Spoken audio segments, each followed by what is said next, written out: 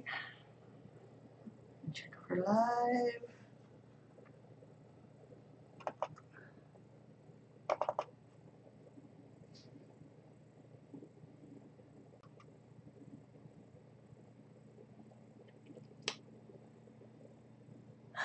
Right.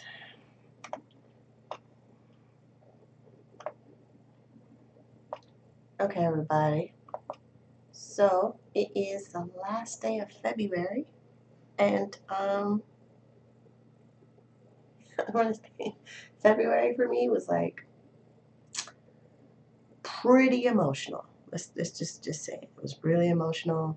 I made it through. I made some interesting decisions, and I'm really looking forward to March, and also seeing the snow melt. Because March sometimes the snow melts, and then it rolls into April, and then I got planned skydiving. There's a whole bunch of stuff. So we could do the budget for February, right? Because I did. I spent some money in February, but it's not even. I mean, it's kind of interesting. I'm tracking my spending, and it's always for me about income. I need to bring in more income because the income that I have coming in for my victims compensation, disability income is great. It covers the basics, but I need to make sure I bring in more income that I can accomplish the goals that I want to accomplish and also move past the trauma associated with that money that I get for my pain and suffering, victims compensation, disability income. Because every time it comes in, I am triggered of remembering why I get that money every single month. And I can't fully heal because that's the only source of income right now. So I need to do everything I can to make sure that new money's coming in, and the new money has new meaning because there's things on my vision board and my goal setting and intention video that I did at the start of the new year that I really want to accomplish. But the process of healing from trauma and just really admitting things that happen and taking responsibility for things that happen, it was a process. It was a huge, huge process. I can tell you that. Which I'm trying to still sit in the decision I've made to not have any contact with my family, and it's a process. Like I know I made the decision, which is like what you're supposed to do when you want to like attack a goal, and I've done that, but the steps to put in place to make sure that goal stays a goal long term, that is what we're working towards. So yeah, it's just been really, really interesting of going through this process because trauma doesn't heal overnight, and also the whole forgiveness process. I can't forgive my family if I still see my family. So there's that. There's that that's happening. Like I can forgive them for all the horrible things they did to me, but I cannot see them anymore because they don't even acknowledge their part of being responsible for what happened. So there's that. And I just can't. Like, yeah, they're stuck in their method behavior of what happened, and I'm the victim of their behavior, and they don't even see their behavior could have been a problem or the whole cause and effect, which is annoying. So I gotta move on with that. So let's focus on the budget, how I spent my money in February, and then plans I have for March, because I made some changes on my income targets because of the way my business is planned out. My income target needs to be higher than less than $100,000 a year income. Like, yeah, because it just needs to be higher. Where I changed my income target to be 100,000 a month, which ends up being $1.2 million for the year income revenue producing activities that I do to be a person that's self-employed, building a business online, and I have that income coming in that I can handle my mental illness. I can handle my treatments. I can handle, setting boundaries where I don't feel like I have to go to a job or talk to my family about anything. Because that's the big thing about money is making sure that you have options. And the position I'm in right now of the income I get from victims compensation and my family not being fully responsible for being the abusers of why I'm getting victims compensation, I need to do everything I can to protect myself, which I don't think anybody in the debt-free community even knows how to discuss this, except maybe Stacey Flowers. But she's on a journey that she's a little bit further than me, and I've figured a way to make my journey mine. So there's that. Chat's open. If you're watching chat, I really hope the sound is on. I didn't check. Oh my God, I should have done that. So let's check. I didn't check. Oh my God, I should have done that. Okay, good. Okay, good. It's there. Okay. Right. So my budget. Let's share the screen. Okay. And then move me down into the corner. Put me over here. And let me get to the budget. Hey, technology. Woohoo. Put me over there. Okay. So here's February. Let me check. See, so I know what you guys see. Because for me to now see chat, turn on my phone volume. So let's check. I didn't check. Oh my God, I should have done that. Okay, good. Wrong button. Okay. There's a delay. I gotta see. Oh, hey, Angie. How you doing? I'm glad you're here, Angie. You're on the last one too, which is awesome. Okay. So February. So February happened exactly as I predicted it would happen in February. I got my Trillium tax credit benefit. I got my birthday money. The joke about my birthday money, I predicted my family would send me $300 as they did in December. They did. They sent me $300 again in February for my birthday. And yes, I know I've said I've cut off my family of contacting my family. But the thing about my family is, since they don't think they've done anything wrong, they will probably send me money in the future. I am not going to stop that money coming to me if they choose to send it to me.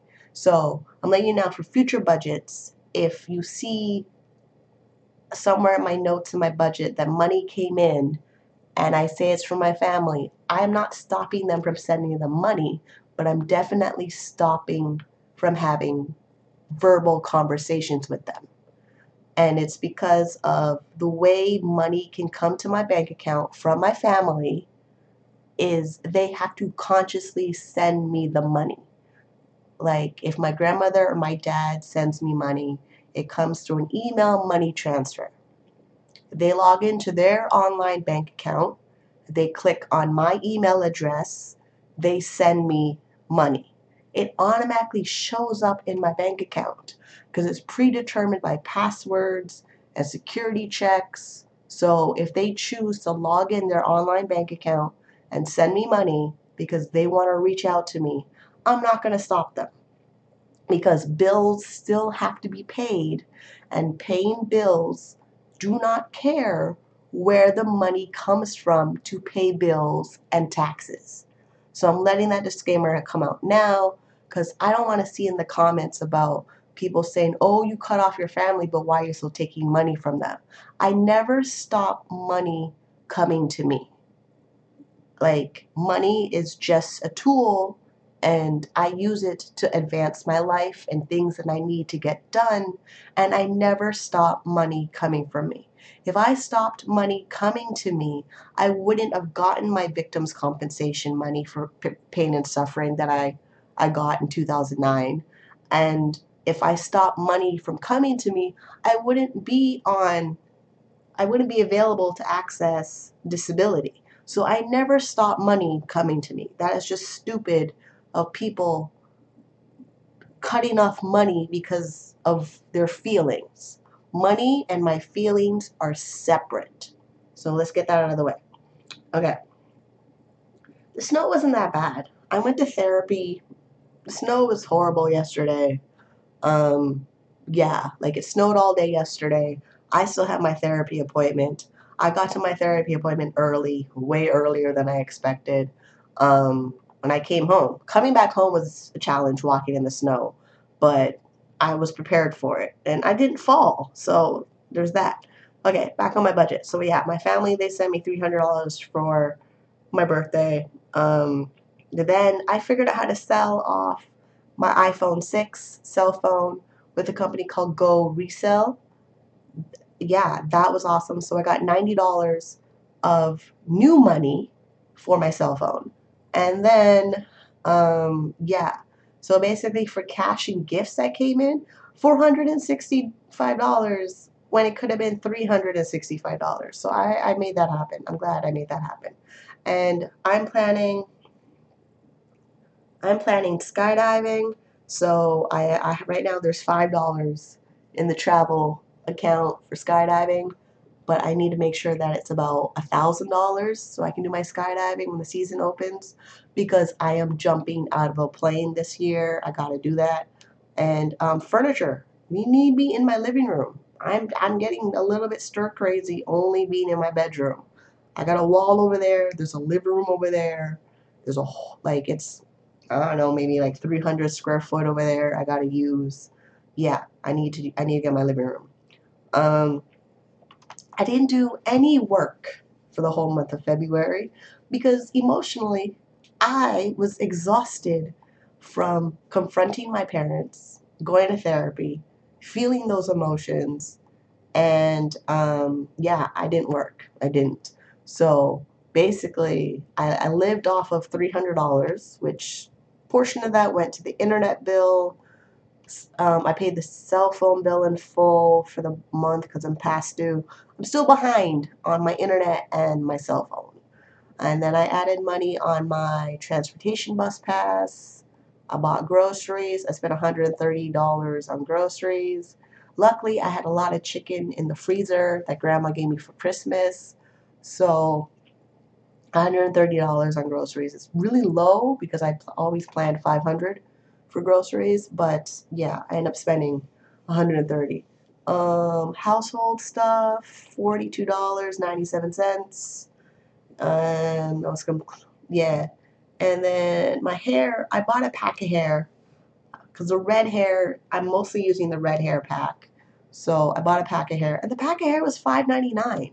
I thought my pack of hair was way more expensive, which means I can probably buy a pack of hair, as you know, because then I increased my transportation on my budget.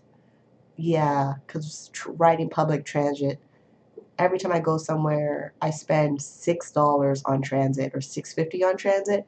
So I gotta plan my transit carefully because I'm not getting the $150 Metro Pass. There's that. Yeah, living in a big city, even though there's access to transit, if you're in a low income bracket, you really gotta make choices of where you're going. Yeah, my miscellaneous money, I spent it on my medical marijuana. That's just something part of the self care thing. Like a lot of things in my budget, I don't judge what it's for. I'm taking care of me. So this whole budget thing for me is all about self care. It's all about self care. Well, it's just a store that I go to. I don't really, I mean, if I wanted to hunt down for cheaper pack of hair extensions, it would be like an hour or more on the bus to go look for cheaper hair extensions. And then I'm end up spending money on bus fare, and then probably lunch. So the further I travel, the more money could be spent on transportation or food. So every time I go and buy hair products, and because of the locations for the hair stores, because there isn't, yeah, the hair salon, like the hair store that is walking distance here, I hate the business owner. I do. I hate the owner of that shop. So because I do not like the owner of that shop, I go to the franchise, bigger big box stores, and for the community that they're involved, like they're located in, it's outside of where I am. So certain things I just have to travel for to get them done, and I plan it. I know, like I plan it. This is where like making income, because the thing is, when I have the income, I could spend all the money I want. It's not even an issue. So I'm not even worried about it. I'm just like, I just like to see, hey, I spent money. Where did it go? So I know where it went.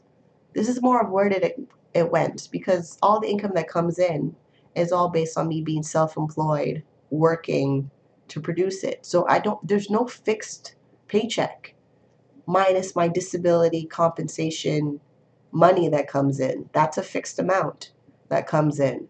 If I only stayed in fixed income, nothing would get done. I wouldn't accomplish the goals that I want to have if I only focus on my fixed income. So I focus more on my self-employed income. I gotta produce some income. I broke it down. I have to make $85 a day. That's near the end of the budget around here. Right. This little wonderful chart I made of targets. I focus on targets. I don't really focus on spending. Like if I only live within my income, I wouldn't nothing would get done at all. So there's that. And yeah, and I'm living with credit. I'm keeping the credit cards. The only thing that I know is I'm getting rid of the high interest loan and my student loan, because those are the biggest burden on me of keeping. But credit cards, I'm keeping credit cards. They are a wonderful, wonderful tool, and I'm keeping the credit cards. And if I'm going to create any income for myself outside of my victim's compensation money, I'm going to I'm going to use my credit cards. It's already set. Like my housing, you know, like yeah, like when you look at the percentages, they suck. I'm not worried about the percentages. They're just there to keep me on track of, you know, like it's just spreadsheet information. It really is just spreadsheet information. And then doing the videos is just showing that a budget can happen for anybody. It's not even about how much money you have. If you have $5, you got to tell that $5 where to go, and that's what I'm doing. Like that's just how it is. So let's move on to March. March is the thing about March is where I reframed my thinking of how much money I want to make, and I'm going for the million. Right now, yeah, I know where I am right now sucks. I'm not worried about where I am right now. I'm worried about where I need to go. And where I need to go, I had to cut off a lot of baggage to plan where I want to go. So mentally, when I wake up in the morning, I'm waking up in the morning knowing that I'm going to make $1 million. Things change differently when you plan everything to put yourself in a position to make money at any unlimited universal amount of money. Like that is where I'm at. I'm not worried about, oh, I only have 1444 coming to me every month. I need the focus on the bigger picture. I do. If I only focus on the little amount of money that I get, I would curl up in a ball and never get out of bed. So my framing is I like play with the calculator. How much money do you want to make? And the number you see in the calculator, I want to see that number actually in my bank account, or, paper bills of that money in my hand. That's what's happening here. Like that's where my focus is going. Because that's just how you elevate your mindset of dreaming big and living like you're in a world of Willy Wonka and the Chocolate Factory where anything can happen. So that's what I'm focusing on. And there's no children, you know, that need stuff. It's just me. So if I'm doing this really super selfish, greedy thing of I want $1 million, I want $10 million, I may even want $100 million. The thing is, I'm going to make it. You guys are just along watching and witnessing the ride. So that's where I'm at. Like if you're jealous or you feel bad that I'm going after $1 million and you're gonna hate me for it, awesome. Enjoy the ride. Enjoy watching it. I'm still gonna make that $1 million, and I want to make sure I can jump out of a plane anywhere in the world for skydiving. So my road of making $1 million and making $10 million or $100 million or how many more $1 million as long as I'm living on this earth is also because of, I'm doing all the work to take care of my mental illness. I'm doing all the work of going on my medications. I'm doing all the work of going to my doctor's appointments. I'm doing all the work of, managing my moods and feeling my feelings and, going through all of that. I need a lot of money. All this stuff, I need a lot of money. My family only want to live within their paychecks that they get from their salary jobs, and they think that's all they're worth. I'm worth more than that. The universe has my $1 million. It does. I just need to do all the work to access it. We know it's there. I need to do everything to go get it. So if my path of $1 million is working as a webcam model, as a job, I will do that. And then if my path for $1 million is, becoming an affiliate marketer, I'm going to do that. I made money in those things. I know people who are making lots of money in those things. The only thing that's stopping me from making that money is the fact that I'm not doing the daily activities to go get it. So I'm going to go get it. So it's just what it is right now. So here's the thing. My planning on my budget for the spending doesn't really change. I'm pretty much a fixed expense. I broke it down that the cost of me is about $30,000 a year right now. Right now, to take care of me costs $30,000. If I if I aim for everything in my budget, and actually not even 30,000, because I want to be saving money and giving money away to charity and all that. So about $60,000. That's just me. I'm not going to live only in $60,000 and stop. I'm going to go for $120,000. I'm going to go for $220,000. I'm going for every number there is of money for myself. It just makes sense because it doesn't make any sense of doing the bare minimum of living my life when life has so much great potential. So, what else do we got? Let's see. I think I'm done with the share screen.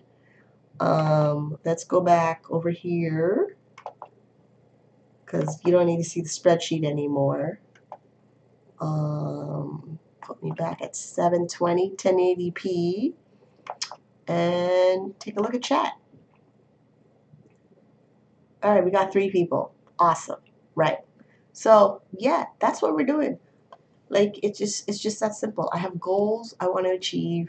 I have targets I have to make, and I'm not sitting in, oh, woe is me, pain and suffering all the time.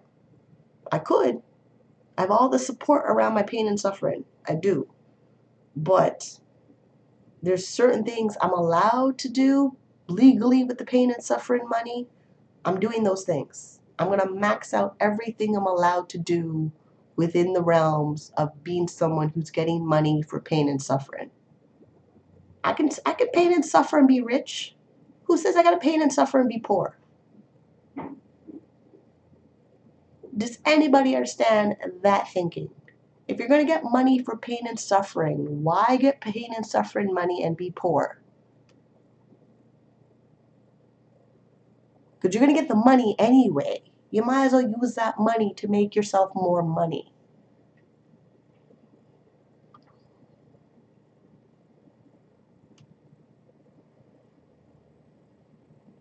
because I could do the pain and suffering and just suffer and get my money and suffer and get my money and then suffer and get my money and then suffer. I could do it. I could. But then what would be the point of doing all these videos? What would be the point of teaching you there's more than just pain and suffering?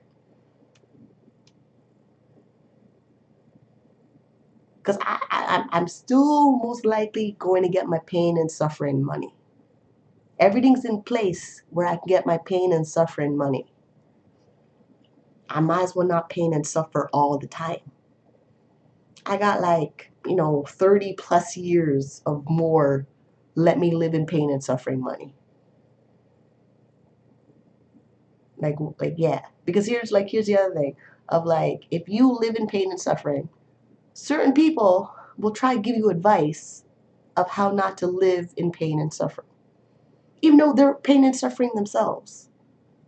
I figured it all by myself. No extra advice needed. Because yeah, I'm moving in that direction. Pain and suffering, okay. It's a nice little bag I carry. But I need to move in this direction. I'll drag the pain and suffering with me. I still want to be rich. So yeah. Yeah. Few people in chat. I've been talking for like 30 minutes. It's been fun. I will see you guys on the next one.